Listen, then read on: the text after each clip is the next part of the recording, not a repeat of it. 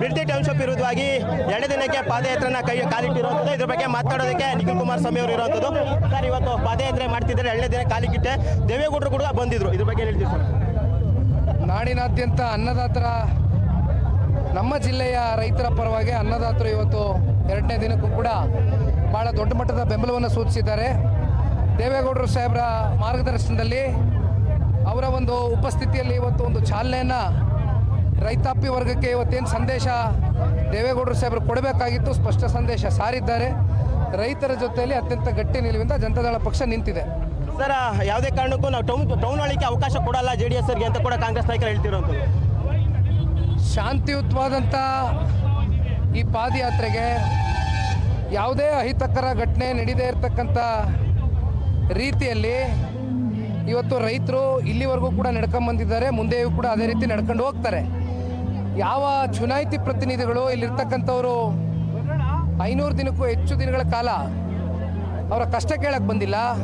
ಅಂತಿಮವಾಗಿ ಇವತ್ತು ರೈತರ ಮುಂದೆ ಇರ್ತಕ್ಕಂಥದ್ದು ಒಂದೇ, ಫ್ರೀಡಮ್ ಪಾರ್ಕ್ ಹೋಗ್ತಕ್ಕಂಥದ್ದು, ವಿಧಾನಸೌಧದಲ್ಲಿ ಸರ್ಕಾರದಲ್ಲಿರ್ತಕ್ಕಂಥ ಚುನಾಯಿತಿ ಪ್ರತಿನಿಧಿಗಳಿಗೆ, ನಮ್ಮ ಜಿಲ್ಲೆಯ ಮಾನ್ಯ ಮುಖ್ಯಮಂತ್ರಿಗಳಿಗೆ ಪ್ರಶ್ನೆ ಮಾಡಬೇಕು ಅನ್ನುವಂಥದ್ದು ರೈತರು ಇವತ್ತು ಹೊರಟಿದ್ದಾರೆ.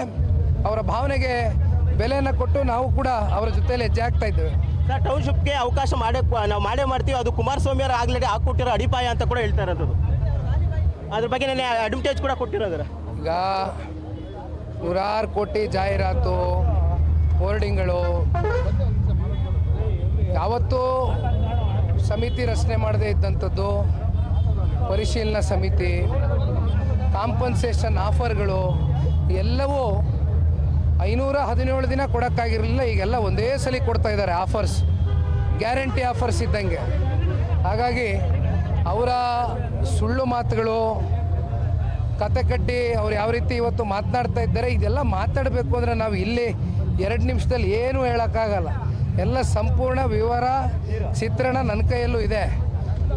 ಇವತ್ತು ಸರ್ಕಾರ ರೈತರಿಗೆ ಉತ್ತರ ಕೊಡಬೇಕಾಗಿದೆ, ಅದರಿಂದ ನುಲುಚ್ಕೊಳ್ಳೋದು ಬೇಡ ಅಷ್ಟೇ ನಾನು ಹೇಳೋದು.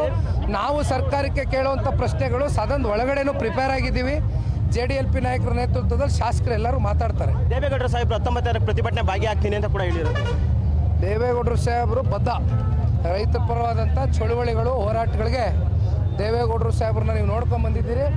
ಹಿಂದೆಯಿಂದನೂ ಕೂಡ ರೈತರ ಜೊತೆಯಲ್ಲಿ ನಿಂತಿರ್ತಕ್ಕಂಥ ಪಕ್ಷ ಮುಂದೆಯೂ ಕೂಡ ಸದಾಕಾಲ ರೈತರ ಜೊತೆ ದೇವೇಗೌಡರ ಮಾರ್ಗದರ್ಶನದಲ್ಲಿ ನಿಲ್ಲುತ್ತೆ.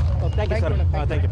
ಇಷ್ಟು ನಿಖಿಲ್ ಕುಮಾರಸ್ವಾಮಿ ಅವರ ಮತ್ತು ಕ್ಯಾಮ್ರಾ ಪರ್ಸನ್ ಲಕ್ಷ್ಮಣ್ ಜೊತೆ ಫ್ರೀಡಮ್ TV ಬಿಡದಿ.